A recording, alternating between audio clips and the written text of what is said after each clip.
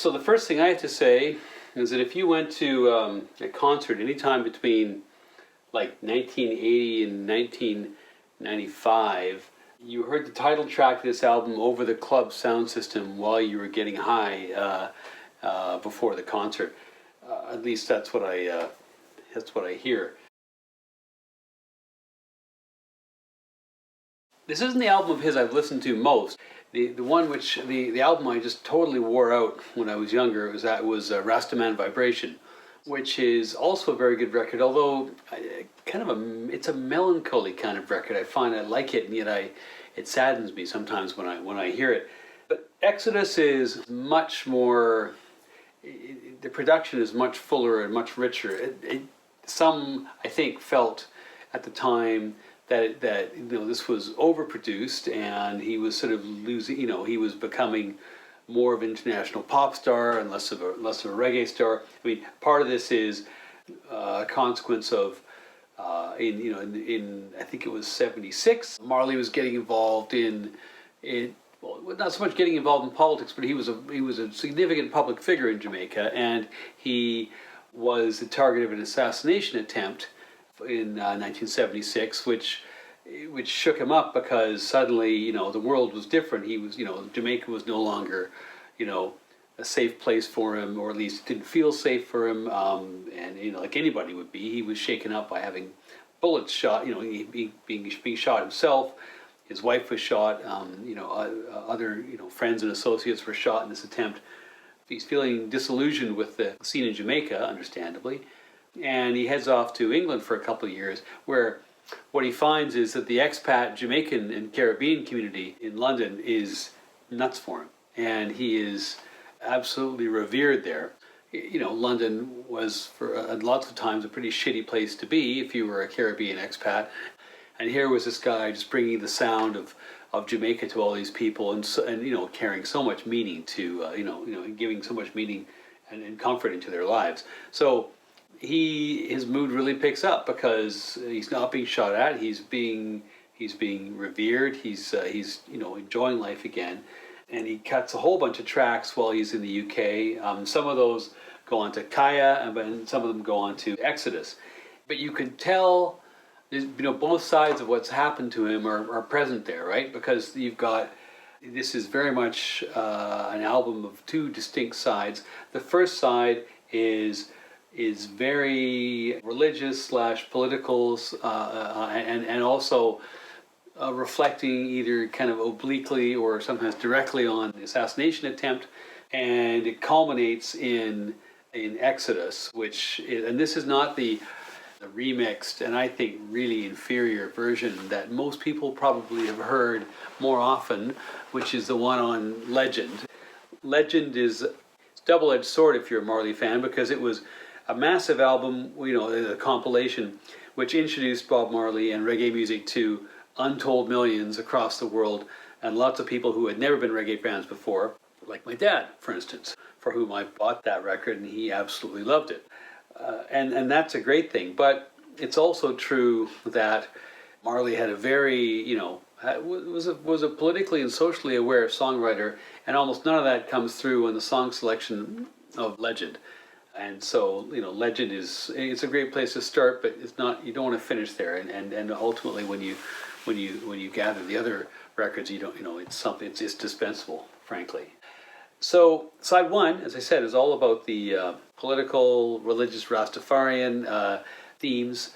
Exodus, the title track too, which is the last song on side one, was also his first really big foray into the African American radio scene and getting a hit on kind of R&B charts in the U.S., which again was a real step forward for somebody, ironically, a globally famous black music superstar who had not really made much of an impact in the U.S., which with its incredible music scene. So kind of sort of ironic, but they resolves that here.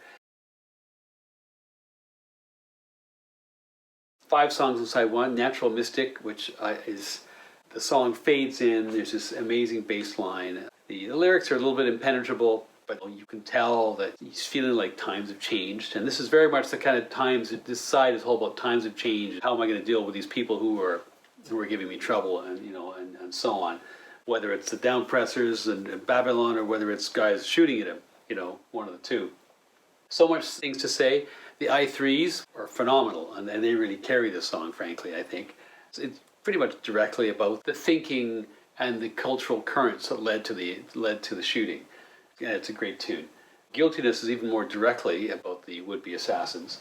It's got some great Marley-esque turns of phrase, like eating the bread of sorrow and so on. The heathen, again, sort of spiritual, political themes.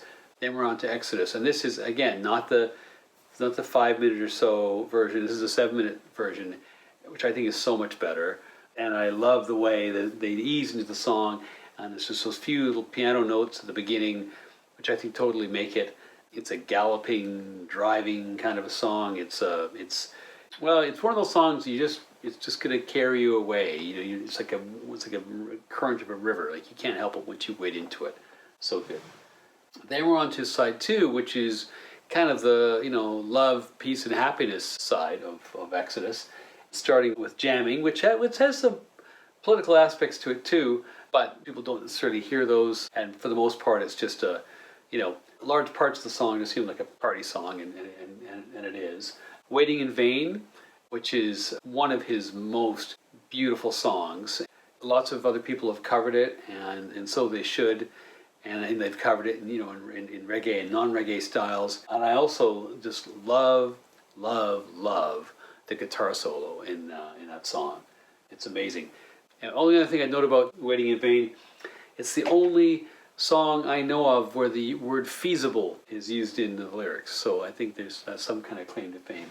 Maybe there are others, but there you go. Then there's another really great baby-making song, which is Turn Your Lights Down Low.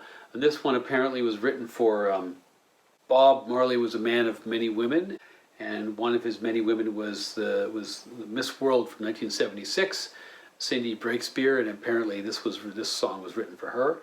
It's a lovely song. It really is. It really is great. And the kind of thing that wasn't included on Legend because it would be too racy. The racy stuff and the political stuff didn't make it onto Legend so much, or not as much, nearly as much as they should have done. Then Three Little Birds, just sweet. I mean, it's almost like a Raffi song, like a children's song, but it's it's musically solid enough not to be cloying, and it's again, lovely song. And then One Love, which closes out the album, very much it's not so much a I love you baby song. It's like I love the people of the world kind of a song, and it's never been one of my particular favorites, but it's still I can't argue with the songwriting. So I much prefer side one. It depends on your mood, I guess. But if I'm going to put a side on this album, it's almost always side one that I listen to first. If only because you've got four great songs, which then culminate in a spectacular song in Exodus, and it's I can't concentrate on anything else. I listen to that. I'm absolutely taken away by it. And after this, sadly, there were a few other highlights, but this was. This is the great high watermark. And if you haven't listened to this or don't have this in your collection, and I don't think you really have a good sense of just the enormous power of this guy and his band when they're at their peak. So anyway, what more to say? Great album. Listen to it, treasure it. It's fantastic.